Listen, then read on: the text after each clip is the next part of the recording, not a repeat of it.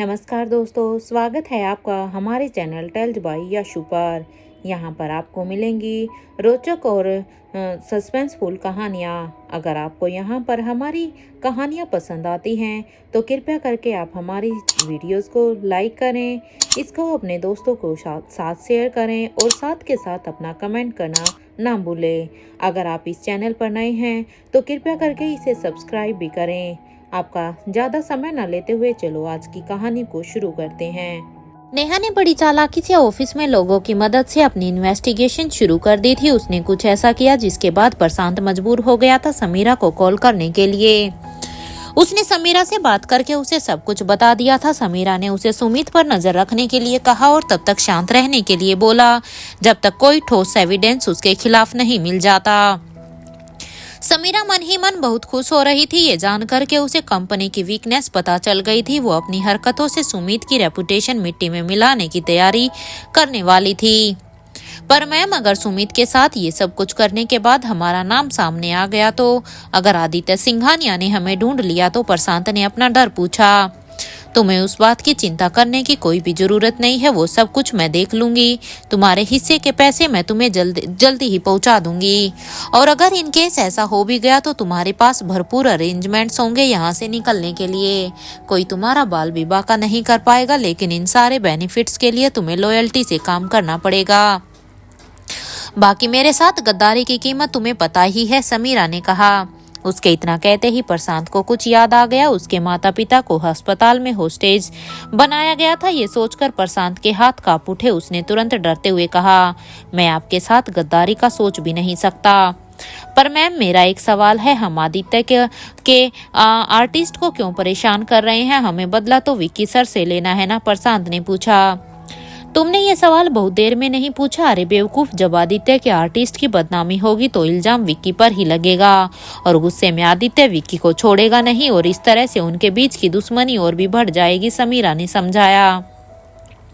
और फिर प्रशांत ने पूछा। वो जानना चाहता था कि जिस मकसद के तहत वो ये सब कुछ कर रहा था वो आखिर था क्या। लेकिन समीरा वो खिलाड़ी थी जो अपने सारे पत्ते एक ही बार में खोल दे, वो ऐसी नहीं थी।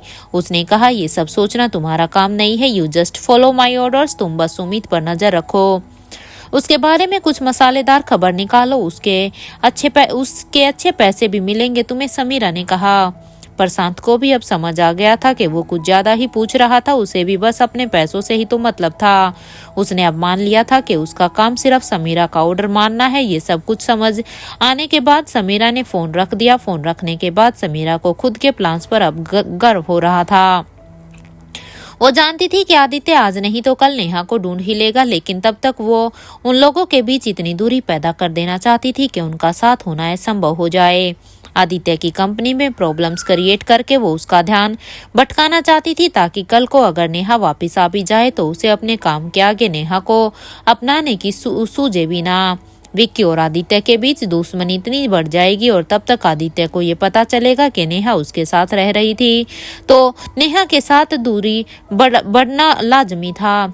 ये सब कुछ समीरा ने अपने दिमाग में प्लान बना लिया था। वो जो कुछ भी कर रही थी उसके अंत में नेहा को ही आदित्य के सामने दोषी बनाना चाहती थी। नेहा बहुत शो ऑफ करती थी ना तुम आदित्य के साथ रहकर, पता नहीं क्या समझने लगी थी तुम, लेकिन अब तुम्हें समझ आएगा कि तुम्हारा सामना किससे हुआ है। मैं समीरा बजाज हूँ और मैं अपनी चीज हासिल करके ही रहती हूँ। आदित्य सिर्फ मेरा है और मेरा ही रहेगा, समीरा ने हंसते हुए खुद से कहा। यहाँ विक्की की कंपनी में प्रशांत ने वॉशरूम में समीरा से बात की और हड़बड़ाते हुए वहां से बाहर आ गया। वो सीधे ही अपने डेस्क पर तो नहीं गया, लेकिन उसके दिमाग में सुमित पर नजर रखने का प्लान बनाना शुरू कर दिया था। लेकिन वो ये नहीं जानता था कि इतनी देर में नेहा की नजर पर उस पर ही थी। नेहा ने देख लिया था कि वो बड़ी देर तक अपने डेस्क से पर नहीं था। उसके ऑफिस के अंदर ही अपने भरोसेमंद एम्प्लॉय को प्रशांत के बारे में पता करने के लिए कह दिया था। यहाँ प्रशांत सुमित का घर ढूंढने निकल पड़ा था। शहर के बाहरी इलाके में आने के बाद प्रशांत उस बंगले को ढूंढ रहा था जिसका एड्रेस नेहा ने दिया था। जैसा कि उसे समीरा ने समझाया था, वो सुमित के बारे में जानने के लिए यहाँ पर आया था। कुछ देर तक उस एड्रेस को ढूंढने के बाद फाइनली उसे एक आइसोलेटेड अलग सा बंगला नजर आया। ओफो, इतना छक्का दिया। पता नहीं इतना छका दिया, पता नहीं अमीर लोगों को क्या सूझती है, इतना पैसा होने के बाद भी शहर से इतने दूर आकर रहना है।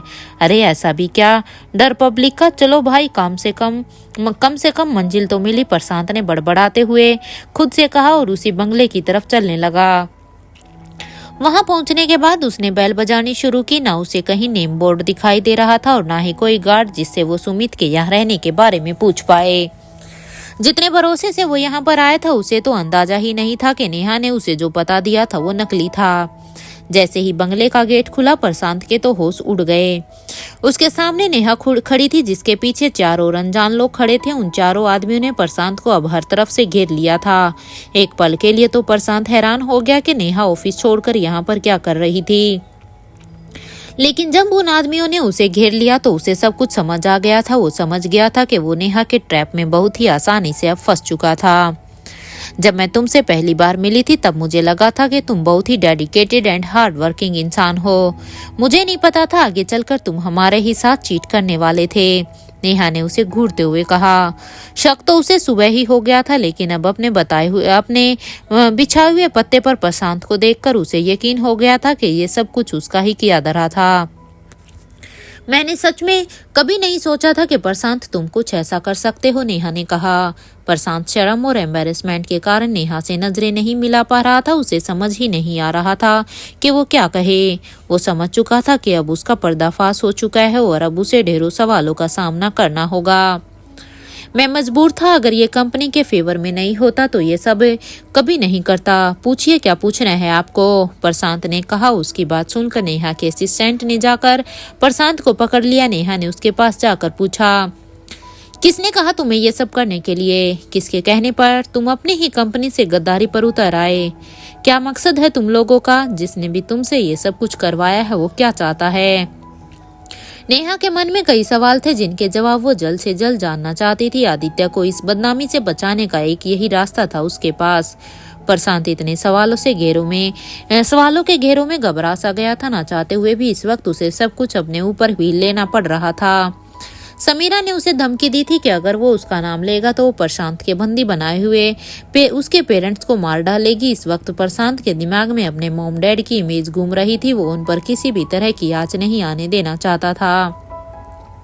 ये सब कुछ मैंने किया है, किसी ने मुझसे कुछ नहीं कहा था, प्रशांत ने समीरा के लिए अपने गुस्से को मन में दबाते हुए नजरें झुकाकर कहा। उसने जिस वक्त समीरा से हाथ मिलाया था उसी क्षण वो इस पल के लिए तैयार था, अपने पेरेंट्स की सलामती के लिए। उसके पास अभी शांत रहने के अलावा और कोई रास्ता नहीं था। लेकिन झूठ बोलते वक्त उसके चेहरे पर जो टेंशन थी उसे देखकर नेहा समझ चुकी थी कि प्रशांत कुछ तो छुपा रहा था। पर तुम्हें ये सब क्यों करना पड़ा? What was the need? Neha ने चौंकते हुए पूछा। उसे प्रशांत की बात जरा भी समझ नहीं आ रही थी। बिना किसी दुश्मनी के भला कोई ऐसे क्यों करेगा? कुछ देर तक तो प्रशांत शांत ही रहा। नेहा के तमाम सवालों का कोई जवाब नहीं था उसके पास, लेकिन बार बार पूछने के बाद उसके मुंह से निकला क्योंकि कहकर अब प्रशांत ने खुद को रोक लिया। अब नेहा समझ गई थी कि उसके मन में कुछ तो था जो वो कहना नहीं चाह रहा था। क्योंकि क्या तुम अचानक से कंपनी के अंदर आकर उसी कंपनी को बदनाम करने पर उतर आए जो तुम्हें सैलरी दे रही थी? रैंडम रूमर्स फैलाने लग गए। हमारी कंपनी ने ऐसा क्या किया तुम्हारे साथ कि तुम ये सब कुछ करने लग गए? नेहा ने पूछा। नेहा को प्रशांत के इलॉजिकल जवाबों से चिढ़ हो रही थी। न जाने क्यों उसे यकीन नहीं हो रहा था कि प्रशांत ये सब कुछ अकेले कर सकता है। नेहा उसे बहुत कुछ सुना रही थी, लेकिन प्रशांत ने अपना मुंह बंद ही रखा था। इतनी कोशिशों के बाद भी नेहा को कोई भी नाम नहीं मिल रहा था। प्रशांत कुछ भी कहने को तैयार ही नहीं था। नेहा ने बड़ी देर तक सोचा और एक नया तरीका अप्लाई करने के बारे में सोचा। उसने अपने असिस्टेंट को इशारा किया और प्रशांत के हाथों को और जोर से पकड़ने के लिए कहा। क्या कर रही हैं आप? प्रशांत ने डर के कारण पूछा। उसे बंगले के हॉल में लाया गया था जिसके बीचों बीच वो खड़ा था। उसे पता था कि शायद नेहा और उसके आदमी उसे बुरी तरह से टॉर्चर कर सकते हैं सच निकलवाने के लिए, लेकिन अपने पेरेंट्स को बचाने के लिए वो किसी भी कीमत पर अपना मुंह नहीं खोलेगा।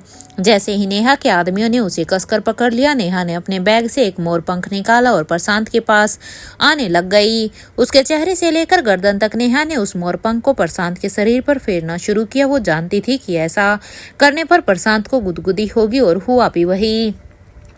हाँ हाँ, अरे ये क्या कर रही हैं आप, रुकिए, मुझे गुदगुदी हो रही है, स्टॉप, झटपटाते हुए प्रशांत ने कहा। उसको इतनी हंसी आ रही थी कि जिसके चलते उसके हाथ पैर अब छटपटा रहे थे। उसे पता था कि नेहा सच निकलवाने का कोई ना कोई तरीका तो निकालेगी ही, लेकिन वो इस तरह से पूछेगी ये उसने दूर दूर तक भी नहीं सोचा था। उसे नहीं पता था कि समीरा और नेहा में बहुत ही फर्क था। नेहा क्राइम का सहारा कभी नहीं ले सकती थी। बोलो, बोलना पड़ेगा तुम्हें, किसने भेजा है तुम्हें यहाँ, किसने करवाया है ये सब? नेहा मोर पंख फिराते हुए पूछे जा रही थी। कुछ देर तक ये सिलसिला चलता रहा। प्रशांत भी हंस कर छटपटाता रहा, लेकिन उसके मुंह से सच नहीं निकला। कुछ देर के बाद नेहा थक कर रुक गई। उसे समझ आ गया था कि उस पर यह तरीका नहीं चलने वाला था। मैंने पैसों के ही लालच में ये सब कुछ किया है, इसके अलावा मेरे पास आपको बताने के लिए और कुछ भी नहीं है। सॉरी, प्रशांत ने कहा। नेहा को अब गुस्सा आ रहा था। प्रशांत, मुझे पता है तुम झूठ बोल रहे हो, या तो तुम मजबूर हो या फिर बहुत ही ज्यादा प्रेशर में। मैं इस केस को कोर्ट तक लेकर जाऊंगी। अगर ये सारा इल्जाम तुमने अपने सिर ले लिया तो लड़ने के लिए तुम्हें एक अच्छे वकील की जरूरत पड़ेगी, और मुझे पता है कि तुम्हारी फैमिली कंडीशन ऐसी नहीं है कि तुम एक अच्छा वकील अफोर्ड कर पाओ। अपने पेरेंट्स के बारे में सोचो, उन्हें क्यों इस झमेले में खींचना चाहते हो तुम? साफ साफ बता दो कि ये सब किसने करवाया है। मैं वादा करती हूँ तुम्हारी जो भी मजबूरी होगी उसमें मैं तुम्हारी मदद करूंगी, क्योंकि मैं जानती हूँ कि तुम गलत इंसान नहीं हो। नेहा ने उसे आखिरी बार समझाने की कोशिश की। वो बिल्कुल भी नहीं चाहती थी कि किसी और की गलती की सजा प्रशांत को भुगतनी पड़े।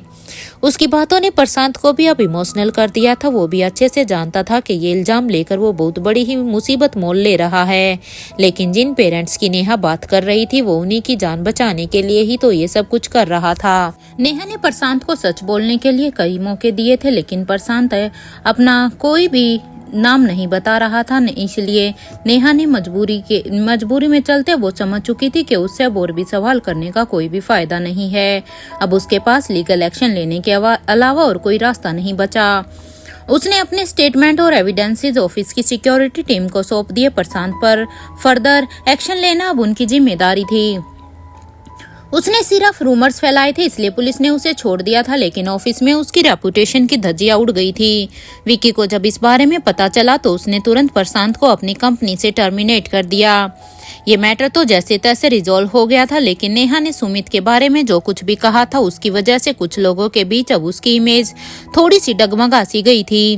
वो सबको यही समझाने की कोशिश कर रही थी कि वो सारी ही बातें उसके नाटक का एक हिस्सा भर थी, लेकिन फिर भी इसकी वजह से सुमित की इमेज पर जो इम्पैक्ट पड़ा था वो देखकर नेहा बहुत ही ज्यादा गिल्ट में थी। उसके जो कलीग्स उसे ठीक से जानने लगे थे उसके पास आकर अब पूछने लगे, क्या हुआ मैम, आप अब भी बहुत परेशान सी लग रही हैं, अब तो मसला भी सुलझ गया है। नथिंग, नेहा ने कहा, लेकिन उसके दिमाग में कई तरह के अभी भी ख्याल चल रहे थे। प्रशांत के सामने आने के बाद आदित्य को भी अब पता चल जाएगा कि उसकी कंपनी के बारे में अफवाहें कोई और नहीं बल्कि प्रशांत ही फैला रहा था, और अगर आदित्य इस बात की जड़ तक पहुंच गया तो उसे मुझ तक पहुंचने में ज्यादा समय नहीं लगेगा। मुझे आदित्य से दूर रहने के लिए अब कुछ और ही करना पड़ेगा, नेहा मन में सोच रही थी। उसके आसपास खड़े लोग उससे कई सारी बातें पूछ रहे थे, लेकिन नेहा का दिमाग तो कहीं और ही था। उसने अब सोच लिया था कि अगर वो इसी तरह से यहाँ काम करती रही तो वो दिन दूर नहीं जब आदित्य उसे ढूंढ निकालेगा। उसने वहां से निकलने के लिए बहाना बनाते हुए कहा, मुझे घर से कॉल आया है, कुछ अर्जेंट है, शायद मुझे कुछ दिनों के लिए घर जाना पड़े, so I will be on leave, इसलिए अब आप लोगों की रिस्पॉन्सिबिलिटी बढ़ने वाली है। उसकी बात सुनकर सभी लोग हैरान थे, लेकिन उसके चेहरे की गंभीरता देखकर सबको भरोसा हो गया था कि वो सच कह रही थी। आप फिक्र मत करिए, आराम से छुट्टी पर जाइए, यहाँ हम सब संभाल लेंगे। स्टाफ मेंबर्स ने ये कहकर नेहा को अच्छे से सपोर्ट किया। नेहा भी सबसे मिलने के बाद अपना बैग उठाकर वहां से निकल गई। उसके हिसाब से उसका कुछ दिनों के लिए गायब रहना ही अब सही था। वो घर पहुंची तो विक्की वहां पर पहले से ही मौजूद था। वो आराम से हॉल के सोफे पर बैठा हुआ था। नेहा ने उसे देखा, लेकिन वो बात करने के मूड में नहीं थी। जैसे ही वो चुपचाप ऊपर की तरफ जाने लगी, विक्की ने उसे रोक लिया। आज तुम इतनी जल्दी कैसे? Don't you have work? उसे सुनकर नेहा ने एक गहरी लंबी सांस ली।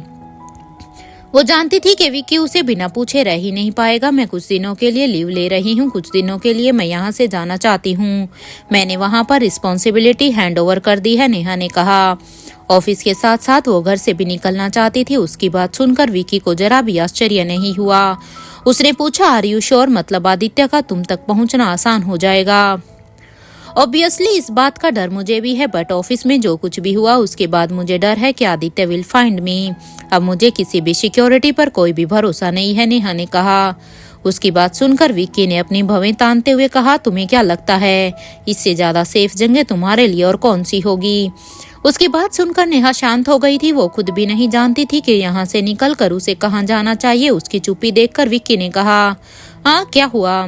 मैंने पहले ही कहा था जो काम तुम करने जा रही हो उससे तुम्हारी ही प्रॉब्लम बढ़ने वाली है। अगर तुम उसे प्रशांत का पर्दाफाश नहीं करती तो आज तुम्हें ये टेंशन नहीं होती। विक्की पहले ही जानता था कि नेहा इस मुसीबत में फंसने वाली है। उसने ये सब होते हुए पहले ही देख लिया था। अगर वो उस वक्त आदित्य की मदद करने के लिए इतनी बेचैन नहीं होती तो आज उसे यहाँ से जाना नहीं पड़ता। अब क्यों कह रहे हो ये सब? नेहा ने चिढ़कर कहा। तुम्हें ही आदत है ना दूसरों के मसलों में पड़ने की। पर जैसा कि मैंने तुमसे कहा था, उस गद्दार को ढूंढने के बदले में मैं तुम्हें रिवार्ड दूंगा, विक्की ने कहा। चलो इतनी समझ लो तुम में। अब मैंने तुम्हारे ऑफिस की मदद की है तो तुम्हें भी मेरी मदद करनी चाहिए। तुम्हें आदित्य से छुपने में मेरी मदद करनी होगी, नेहा ने पूरे हक से कहा। वो अपनी मदद का इनाम खुले शब्दों में विक्की से अब मांग रही थी। विक्की भी उसकी बोल्डनेस देखता ही रह गया। उसने ऐसी लड़की आज तक नहीं देखी थी जो विक्की जैसे डेविल से नेगोशिएट कर ले। नेहा उसकी आंखों में आंखें डालकर अपनी डील कर रही थी, विक्की को जानते हुए। कहीं ना कहीं उसके मन में उसके लिए डर भी था, लेकिन धीरे धीरे अपने आप को इतना स्ट्रॉन्ग बना लिया था कि अब वो बिना डरे अपनी बात कह पाती थी। क्या सोचा तुमने? नेहा ने पूछा। हाँ, जब तुमने मेरी इतनी मदद की है तो मुझे भी करनी ही होगी। मैं अपने शब्दों से कभी पीछे नहीं हटता, विक्की ने कहा और थोड़ा सोचने लग गया। उसके लिए भी ऐसी जगह ढूंढ पाना आसान नहीं था जहां आदित्य न पहुंच सके। कुछ देर सोचने के बाद अब उसने सोचा, तुम्हें फन क्लब जाना होगा। फन क्लब का नाम सुनते ही नेहा के चेहरे पर झिझक साफ साफ दिख रही थी। पिछली बार जब वो वहां गई थी तो उसका एक्सपीरियंस बहुत ही डरावना था। दोबारा वहां जाने के नाम से ही उसके मुंह से पहला शब्द नहीं निकलने वाला था, लेकिन फिर अपनी मजबूरी को देखते हुए उसने किसी तरह से खुद को रोक लिया। वो जानती थी कि इस वक्त विक्की ही था जो आदित्य से उसे छुपा सकता था। कुछ देर शांत रहने के बाद उसने खुद को समझाया और कहा, ठीक है, पर तुम्हें अश्योर करना होगा कि आदित्य वहां तक नहीं पहुंचेगा। डोंट वरी, आदित्य कभी अपने सपने में भी नहीं सोच पाएगा कि तुम फन क्लब में छुप सकती हो, विक्की ने कहा और अपनी जेब में हाथ डालकर अपना वैलेट निकाला। ठीक है, तो मुझे जल्द ही वहां के लिए निकलना चाहिए। ध्यान रखना कि पीहू भी किसी की भी नजर में ना आए, नेहा ने कहा। तुम्हें मेरी अरेंजमेंट पर भरोसा नहीं है? अगर मैंने कह दिया कि तुम वहां पर सेफ हो तो मतलब सेफ हो, विक्की ने बड़े ही रौब से कहा। उसने अपने वैलेट से एक कार्ड निकाला और नेहा को देते हुए कहा, टेक दिस, इसमें वहां के मैनेजर रोनी का नंबर लिखा हुआ है। ये तुम्हारे लिए सारे अरेंजमेंट्स कर देगा, जस्ट कॉल हिम। रोनी, नेहा ने कार्ड को ध्यान से देखा और कहा, थैंक यू, मैं अपनी तैयारी कर लेती हूँ, उसने कहा और वो ऊपर अपने रूम में चली गई। नेहा ने जल्दी से जाकर अपने और पीहू की पैकिंग कर ली। अपना सामान नीचे लाते ही उसने रोनी को कॉल किया। जिस वक्त वो घर से निकल रही थी विक्की वहां पर नहीं था। नेहा को यहाँ से निकलकर सबसे पहले अब पीहू के स्कूल जाना था। यहाँ आदित्य की कंपनी के बारे में जिस तरह की अफवाहें उड़ रही थी उसका कंपनी पर किसी भी तरह का कोई भी असर नहीं हुआ था, लेकिन सबको समझ आ गया था कि आदित्य का मूड बहुत ही खराब था। उसी वक्त मयंक अपने हाथ में कुछ डॉक्यूमेंट्स लेकर आदित्य के कैबिन में पहुंच गया था। सर, मुझे कुछ पता चला है, मयंक ने डरते डरते कहा। उसे भी पता था कि इस वक्त आदित्य का मूड कैसा है, जिसके चलते छोटी सी भी गलती बहुत ही भारी पड़ सकती थी। स्पीक, आदित्य ने बिना उसकी तरफ देखे गुस्से में कहा। सर, आर्ट एंटरटेनमेंट को लेकर जिस तरह की बातें हो रही थी वो सब विक्की की न्यू एंटरटेनमेंट कंपनी ने किया था, मयंक ने कहा और अपने हाथ में लिए डॉक्यूमेंट्स आदित्य के सामने टेबल पर रख दिए। ये सुनकर अब आदित्य जरा भी नहीं चौंका। ऐसा लगा जैसे ये सुनने के लिए वो पहले से ही तैयार बैठा था। हाँ हूँ, आई न्यू, अगर तुम मुझे नहीं भी बता दे फिर भी मुझे अच्छे से पता था ये सब विक्की ने ही किया है, आदित्य ने कहा। सर, मैंने तो सोचा ही नहीं था कि एक नई छोटी सी कंपनी आपके अगेंस्ट जाने का सोच लेगी। एक और खास बात है कि अभी भी इस कंपनी के एक एम्प्लॉय को फायर किया गया है। ये इंसिडेंट ठीक उसके बाद हुआ है जब हमारी कंपनी के बारे में रूमर्स फैल रहे थे। पता नहीं इन दोनों बातों के बीच में क्या रिलेशन है, मयंक ने बताया। आदित्य भी उसकी बात को ध्यान से सुन रहा था। उसे पता था कि विक्की किसी भी इंसिडेंट को बिना वजह इम्पोर्टेंस नहीं देता था।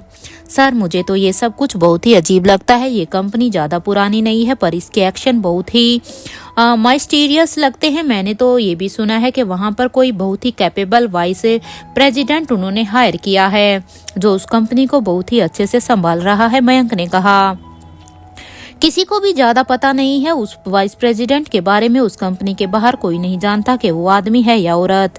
स्ट्रेंज ना, और उससे भी ज्यादा स्ट्रेंज ये है कि हमारी कंपनी के बारे में अफवाह उड़ाने के बाद उस कंपनी ने अपने ही किसी इनसाइड एम्प्लॉय को फायर कर दिया। मयंक ने समझाया, तो तुम ये कहना चाहते हो कि ये सब विक्की ने नहीं बल्कि किसी और ने किया है? आदित्य ने पूछा। मयंक की इन्फॉर्मेशन ने अब उसके अंदर भी अब इंटरेस्ट जगा दिया था। यस, जिस तरह से ये सब हुआ है उसे देखकर तो अब यही लग रहा है कि ये काम किसी सपाई का है। जैसे ही Vicky is not an idiot. अगर वो हमारे अगेंस्ट कुछ करना चाहेगा तो वो भी ये तरीके नहीं अपनाएगा, मयंक ने कहा। आदित्य ने उसकी बातों को समझते हुए सिर हिलाया। सर, शायद विक्की को भी नहीं पता था कि उसकी कंपनी ये सब कौन कर रहा था। उसे जैसे ही पता चला उसने उस एम्प्लॉय को ही निकाल दिया। मयंक ने कहा, हो सकता है कि वहां पर एक नहीं और भी स्पाइज हों जो हमारी कंपनी के बारे में ये सारी अफवाह फैला रहे हैं। एक काम करो, ढूंढो उन्हें। उसकी कंपनी में कौन कौन ऐसा है उसे ढूंढ निकालो। मैं विक्की से पर्सनली कहूंगा कि उन एम्प्लॉयज का हिसाब मुझे करने दे। आखिरकार उन लोगों ने आदित्य सिंघानिया की रेपुटेशन को हैम्पर करने के बारे में सोचा है, आदित्य ने कहा। और हाँ, उस वाइस प्रेसिडेंट के बारे में पता करो। मैं भी जानना चाहता हूँ कि वो पावरफुल कैरेक्टर कौन है, उसने आगे कहा। मयंक ने सिर हिलाते हुए आदित्य के सारे ऑर्डर्स को बखूबी रिसीव किया। आदित्य की आंखों और उसकी टोन में उसका गुस्सा मयंक साफ साफ महसूस कर पा रहा था। वो अच्छे से समझ गया था कि आदित्य इस मैटर को इतनी आसानी से जाने नहीं देगा। उसे यकीन था कि जिस दिन वो आदमी उसके बॉस के हाथ लग गया वो उसे छोड़ेगा नहीं। लेकिन विक्की की कंपनी में उसकी नाक के नीचे उन सफाइज को ढूंढना कोई आसान काम नहीं था। यहाँ समीरा को अब तक पता चल गया था कि उसका आदमी अब प्रशांत पकड़ा गया है। उसे अब एक तरफ तो इस बात की खुशी थी कि उसने अभी तक अपना मुंह नहीं खोला था, लेकिन दूसरी तरफ वो ये सोचकर टेंशन में थी कि उसका बना बनाया प्लान अब फेल हो चुका था। यहाँ मयंक आदित्य के ऑर्डर्स के अनुसार विक्की की कंपनी के वाइस प्रेसिडेंट के बारे में पता करने के काम में अब लग गया था। और जैसे ही मयंक को इस बारे में पता चला उसे यकीन ही नहीं हुआ। कुछ देर तक तो वो खुद रिएक्ट नहीं कर पाया। बिना एक भी पल गवाए वो सीधे ही इस खबर को अपने बॉस आदित्य तक अब पहुंचाना चाहता था। भागते हुए वो अब आदित्य के कैबिन में फिर से पहुंचा और आज वो इतनी जल्दी में था कि बिना कैबिन नॉक किए ही सीधे अंदर की तरफ चला गया। अंदर आते ही उसने देखा कि आदित्य अकेला नहीं था, उसके ठीक सामने सिद्धांत बैठा हुआ था। मयंक को लगा कि शायद वो जल्दबाजी में गलत समय पर आ गया था। आदित्य ने उसे नजरें उठाकर देखा और मयंक ने घबराते हुए कहा, सॉरी सर, मैं बिना नॉक किए अंदर आ गया। पर बात ही कुछ ऐसी है कि अब मुझसे और नहीं रहा जा रहा था। मयंक का हालत देखकर अब आदित्य समझ गया था कि जरूर बात कोई बहुत ही इम्पोर्टेंट होगी। बोलो, उसने तुरंत कहा। इतनी देर में मयंक ने सांस लेकर अपने आप को पहले तो थोड़ा सा नॉर्मल किया। सर, एक गुड न्यूज है, हमें नेहा मैम की लोकेशन मिल गई है, मयंक ने कहा। नेहा का नाम सुनते ही आदित्य अपनी जगह से उठकर खड़ा हो गया। उसकी आंखों में एक चमक आ गई और उसका चेहरा खिल सा गया था। सिद्धांत उसकी छटपटाहट साफ देख पा रहा था। सिर्फ आदित्य ही नहीं, सिद्धांत भी अब ये जानने के लिए बहुत ही एक्साइटेड था। नेहा के बारे में कहाँ है वो, उसने मयंक से पूछा। तो विक्की की जो एंटरटेनमेंट कंपनी है उसमें वाइस प्रेसिडेंट कोई और नहीं बल्कि नेहा मैम ही हैं। वो तो विक्की ने उसकी आइडेंटिटी को इतना छुपा रखा था कि हम उसके बारे में कुछ भी पता नहीं कर पा रहे थे। मयंक ने बताया। वहां खड़े तीनों लोगों ने ये नहीं सोचा था कि नेहा शहर छोड़कर अब तक गई ही नहीं होगी। यही रुककर वो विक्की की ही कंपनी में काम कर रही होगी। आदित्य की जिन आंखों में बहुत सा एक्साइटमेंट था, अब उनमें गुस्सा भर चुका था। उसके दिमाग में सबसे पहला ख्याल यही आया कि नेहा ने क्या सोचकर ये कदम उठाया होगा।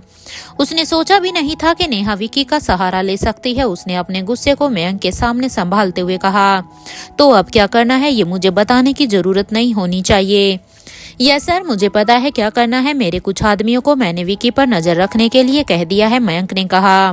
वो आदित्य के सामने खाली ये खबर लेकर नहीं बल्कि पूरी तैयारी से आया था। इस सिलसिले में आगे काम करने के लिए वो यहाँ से अब निकल गया। उसके बाहर जाते ही सिद्धांत के अंदर का गॉसिप किंग उमड़ उमड़ कर बाहर आ रहा था। वो खुद को और नहीं रोक पाया और आदित्य के पास जाकर पूछने लगा, आदित्य ये सब क्या हो रहा है? क्या नेहा को तुम वापिस ला पाओगे? और अगर वो आ गई तो तुम उससे क्या कहोगे? हाँ, और आंटी, उनका क्या? सिद्धांत के मन में जो भी चल रहा था उसने एक एक करके आदित्य से बिना डरे पूछ लिया। आदित्य ऑलरेडी गुस्से में था और सिद्धांत के सवालों से अब वो और भी ज्यादा इरिटेट हो रहा था। उसने अब तुरंत उससे घूरते हुए चिढ़कर कहा, सी इज माई वाइफ और मेरे और उसके बीच कोई भी इंटरफेयर नहीं कर सकता। जिस तरह से वो अभी भी नेहा को अपनी वाइफ कह रहा था, सिद्धांत की हिम्मत ही नहीं हो रही थी कि इससे आगे वो और कुछ भी पूछ पाए। पर तुम्हें क्या लगता है आदित्य, तुम सच में उसके साथ ही रहना चाहते हो? Are you sure nothing is going to be changed? Siddhant ने एक दोस्त के नाते अपनी चिंता जाहिर की, लेकिन आदित्य उसे देखकर बिल्कुल ही शांत था। ऐसा क्या है जो तुम उसके बगैर रहना नहीं चाहते? कहीं ऐसा तो नहीं है कि तुम्हें उससे प्यार हो गया है? सिद्धांत ने आखिरकार पूछ ही लिया। प्यार शब्द सुनकर आदित्य ब्लैंक हो चुका था। उसके मन में ढेरों कंफ्यूजन उठ रहे थे। नेहा के लिए उसके मन में जो एहसास था वो अब तक उसकी नजरों से बेनाम था। वो खुद भी एक पल के लिए सोच में पड़ गया था कि क्या सच में उसे नेहा से अब प्यार हो गया था। उसके दिल में जो असमंजस चल रहा था वो सिद्धांत उसके चेहरे से साफ साफ देख पा रहा था। आदित्य सिद्धांत और कुछ कहने वाला था कि उसे पहले ही आदित्य का फोन बज गया। उसने जैसे ही फोन उठाया, सामने वाले की बात सुनकर उसका चेहरा गुस्से से लाल हो गया। सिद्धांत कुछ पूछ या समझ पाता कि इससे पहले ही आदित्य ने फोन काटा और अब वो ऑफिस से बाहर निकलने लग गया। आदित्य, क्या हुआ? इतनी जल्दी में कहाँ जा रहे हो? सिद्धांत ने हड़बड़ाते हुए पूछा। तुम यहीं रुको, आदित्य ने कहा और अपने कैबिन से बड़ी जल्दी से निकल गया। सिद्धांत को कुछ समझ ही नहीं आया कि ये सब चल क्या रहा है। एक ही पल में आदित्य हवा की तरह उसके सामने से उड़ गया। मन ही मन उसे ये सोचकर गुस्सा भी आ रहा था कि आदित्य हमेशा उसे इसी तरह से छोड़कर चले जाया करता था।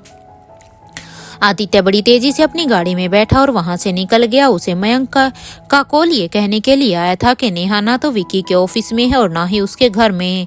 ये सुनने के बाद तो वो अच्छे से समझ गया था कि नेहा उससे जानबूझकर छुपने की कोशिश कर रही थी। यही सोचकर गुस्से में आदित्य ने अपनी कार की स्पीड मैक्सिमम कर ली। अब तो जल्द से जल्द वो नेहा से मिलना चाहता था। वो सीधे ही उस एड्रेस पर पहुंच गया था जो मयंक ने उसे बताया था। उसने एक स्कूल के बाहर अपनी गाड़ी पार्क की और वहां पर उतर गया। उसे आता देखकर मयंक उसके पास पहुंच गया। अब उसने घबराते हुए कहा, सॉरी सर, मुझे नहीं पता था कि नेहा मैम इतनी ज्यादा अलर्ट होंगी। वो ऑफिस से कब की निकल गई थी। मयंक खुद भी ये सोचकर बहुत ही टेंशन में था कि नेहा ऐसा क्यों कर रही थी। हमारे लोगों ने इन्वेस्टिगेट किया तो पता चला कि मैम कहाँ के लिए निकली है। उन्हें बड़ी मुश्किल से ये पता चला कि पीहू इस स्कूल में है, मयंक ने आगे कहा। ये सब बताते हुए मयंक कदम से कदम मिलाकर अब आदित्य के साथ चलते जा रहा था। पीहू का पता चलते ही आदित्य को ऐसा लग रहा था जैसे उसके जलते हुए सीने पर किसी ने बर्फ का गोला रख दिया हो। उसके चेहरे के एक्सप्रेशंस को सॉफ्ट होते हुए देखकर अब मयंक को भी थोड़ा सा हल्का महसूस हो रहा था। सर, पीहू अभी भी स्कूल में ही है, उसकी क्लास चल रही है। हम प्रिंसिपल से बात करके अभी उससे मिल सकते हैं। मैं जाऊं ऑफिस में बात करने? मयंक ने पूछा। वो भी जानता था कि आदित्य जल्द से जल्द पीहू का चेहरा देखना चाहता है, जो कि सच भी था। अपने अंदर उमड़ रहे उसके लिए प्यार के चलते आदित्य का मन कर रहा था कि वो मयंक को हाँ कह दे, लेकिन अपने आप को थोड़ा शांत किया। वो अपने इमोशंस के चलते उसे पीहू की क्लास डिस्टर्ब करना ठीक नहीं लग रहा था। नहीं, तुम लोग जाओ, नेहा को ढूंढो, मैं यहीं रुककर पीहू का स्कूल खत्म होने का वेट करूंगा। उसकी क्लास डिस्टर्ब नहीं करनी चाहिए हमें, आदित्य ने कहा। मयंक उसे सुनकर दंग रह गया। उसने कभी नहीं सोचा था कि उसके बॉस अपने आगे उस बच्ची की क्लास के बारे में सोचेंगे। बिना कुछ और पूछे मयंक ने सिर झुकाकर हाँ कहा और अपने आदमियों के साथ वहां से निकल गया। जाते जाते भी उसे यकीन नहीं हो रहा था कि उसके बॉस सच में एक फादर की तरह बिहेव करने लगे थे। आदित्य उनके जाने के बाद स्कूल के गेट पर ही खड़े होकर पीहू का अब इंतजार कर रहा था। उसकी चमचमाती लिमिटेड एडिशन वाली गाड़ी पार्किंग में बिल्कुल ही अलग नजर आ रही थी। लोगों की नजरें अब रह रहकर उस पर ही टिक रही थी। वो एक बार को तो उस बड़ी आलीशान गाड़ी को देखते तो कभी आदित्य को, लेकिन आदित्य उन्हें पूरी तरह से इग्नोर कर रहा था। उसे तो पब्लिक अटेंशन की जैसे आदत सी हो गई थी। जब उसे कोई ज्यादा घूरता, आदित्य भी उसे पलटकर गुस्से में देख लेता। उसकी आंखों से बरसता ओरा देखने के बाद किसी की भी हिम्मत ही नहीं होती उसे दोबारा देखने की। धीरे धीरे स्कूल खत्म होने का समय होने लग गया। आदित्य की एक्साइटमेंट अब और भी बढ़ती जा रही थी। पीहू को उसने पिछले कई दिनों से नहीं देखा था। वहां खड़े होकर उसकी शरारत, उसकी हंसी, उसका भोलापन, उसकी शैतानियां, सब कुछ उसे अब याद आ रही थी। ठीक उसी वक्त नेहा भी स्कूल से थोड़ा दूर अपनी कार के अंदर बैठी हुई थी। पीहू का स्कूल खत्म होते ही वो उसे पिक करने वाली थी। वो समझ नहीं पा रही थी कि पीहू को फिर से पीहू को नई तरह से छिपने के बारे में वो क्या समझाएगी। ये सब कुछ सोचकर वो पीहू को लेने के लिए गाड़ी से उतरने ही वाली थी कि तभी उसका फोन बज गया। हेलो, नेहा ने विकी का फोन उठाते ही कहा। हेलो नेहा, अगर तुम स्कूल पहुंच चुकी हो तो गलती से भी बाहर मत उतरना, चुपचाप वहां से निकल जाओ जैसे ही कुछ हुआ ही ना हो। डोंट शो एनी हरी और जल्दी निकलो वहां से, विकी ने कहा। नेहा को एक पल के लिए कुछ भी समझ नहीं आया। जैसे ही वो कुछ पूछने वाली थी, उसकी नजर पार्किंग में खड़ी गाड़ी पर पड़ी। आदित्य की गाड़ी को एक नजर से देखते ही वो पहचान गई थी। उसने तुरंत अपना फोन रखा और ड्राइवर से अब हड़बड़ाते हुए कहा, ड्राइवर, पार्किंग में नहीं जाना है, स्कूल नहीं जाना, मुझे यहाँ से आगे ले लीजिए जल्दी। ड्राइवर ने भी बिना किसी सवाल के ठीक वैसा ही किया जैसा कि नेहा ने उससे कहा था। घबराहट के कारण उसकी धड़कन अब इतनी बढ़ गई थी कि अब उसके पसीने छूट गए थे। उसे पल पल ये डर लग रहा था कि कहीं यहाँ से निकलते समय आदित्य या उसका कोई आदमी उसे देख ना ले। कुछ ही देर में नेहा की गाड़ी अब आदित्य की प्रेजेंस से थोड़ी दूर हो गई। नेहा ने स्कूल के एरिया से बाहर निकलते ही गहरी लंबी सांस ली। उसे अचानक से याद आया कि उसका फोन कटा नहीं है। उसने तुरंत फोन कान पे लगाते हुए विकी से पूछा, हेलो, अब क्या करना है? वो तो पीहू से ही मिलने गया होगा। उसे डर था कि अगर पीहू आदित्य के सामने आ गई तो क्या होगा। वो जानती थी कि एक बार पीहू से मिलने के बाद आदित्य उसे खुद से दूर नहीं होने देगा और अगर ऐसा हुआ तो नेहा पीहू के बिना रह नहीं पाएगी। उसकी बातें विक्की चुपचाप सुन रहा था, लेकिन उसे खुद भी नहीं पता था कि अब आगे क्या करना है। ऑनेस्टली नेहा, इस केस में क्या करना है ये मैं नहीं बता सकता, अब सब कुछ तुम्हें ही चूज करना है, विक्की ने बहुत ही काम तरीके से कहा। इतना कहते ही विक्की ने अपनी तरफ से फोन रख दिया। नेहा उसका फोन कटने के बाद ब्लैंकी उसकी तरफ देखे जा रही थी। वो जानती थी कि इस वक्त विक्की पर गुस्सा होकर भी कुछ नहीं होने वाला था। उसने ड्राइवर से फन क्लब जाने के लिए कह दिया। उसे एक बात का सुकून था कि पीहू बहुत ही सेफ हाथों में है। अपने बाद उसे पीहू को लेकर किसी पर भरोसा था तो वो था सिर्फ और सिर्फ आदित्य। उसने अब सोच लिया था कि अपने आप को उसे छुपाना ही होगा जब तक वो आदित्य के सामने आमने सामने बात नहीं कर लेती, क्योंकि उसके दिमाग में एक बात तो क्लियर थी कि वो पीहू को लेकर सिंघानिया परिवार में लौट नहीं सकती थी। उसे पता था कि वो अगर चली गई वापस तो इतने लोगों की दुश्मनी के बीच वो सेफ नहीं रहेगी। यहाँ स्कूल में छुट्टी की बेल बज चुकी थी। अचानक से बड़ी संख्या में बच्चे बाहर की तरफ भागने शुरू हो गए। क्या आदित्य इतने दिनों बाद मिल पाएगा पीहू से? क्या नेहा रह पाएगी पीहू के बिना? क्या होगा उसके जीवन का अगला मोड़? कैसे रह पाएगी अब नेहा आदित्य से दूर?